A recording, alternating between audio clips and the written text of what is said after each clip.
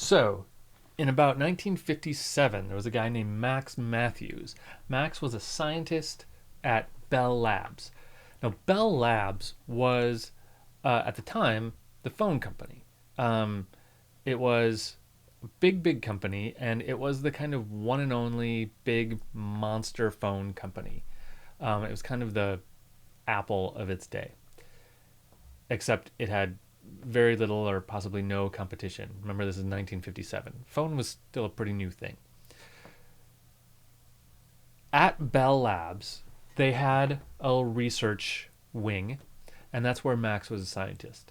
His job was to find a way to get more voices down a single wire.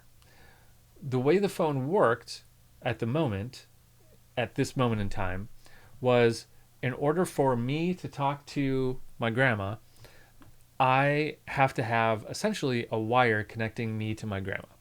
And nothing else can go down that wire at the same time as I'm talking from me to my grandma. Now, we facilitated this through a switchboard system so that someone could patch me to grandma without running a wire directly from me to her. But still, only one voice could go down that wire at a time. One conversation could go back and forth in that wire at a time.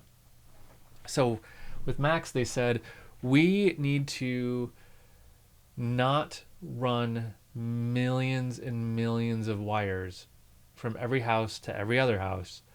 There's got to be a better way. Find a way that we can get many voices down a single wire. So that's what Max was working on. And what he came up with was this idea that he would create a special kind of phone that would deconstruct the sound and break it down into little tiny pieces. And then it would send those as data throughout the wire, down the wire, and then it would get to its destination, and a special phone would then get all of that data and put the sound back together, and you would hear it. So this didn't really work very well. It didn't sound very good. But that concept of taking a sound and breaking it down into little tiny bits and then putting it back together is effectively the origins of digital audio. That is how digital audio works in exactly to this day. So we credit the invention of digital audio to Max Matthews. He's a really fascinating guy. I had an opportunity to meet him once at a conference. He actually, this was 1957, and he didn't die until relatively only like a decade ago or so.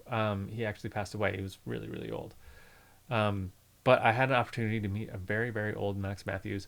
Fascinating guy, did some great works. He actually was known as an amateur violinist. And he would go into Bell Labs, supposedly, and program his computer to make little sounds, little bleeps and bloops, just stuff like that. And he would bring his violin late at night when no one was looking, and he would play duets with his violin and the computer, which was kind of like mind-blowing at the time, right? Because people would be like, wow, robots are making music. The end of the world is near, was probably the way a lot of people interpreted that. But it all worked out, and digital audio came to be. People took that concept of breaking the sound down into little bits and putting it back together and built tools around it. And that's where we have software, hardware, and all kinds of stuff that have been developed using that fundamental principle of taking tiny little nuggets of the sound, representing it as data, and then putting it back together as audio. So you can thank Max Matthews for all of that.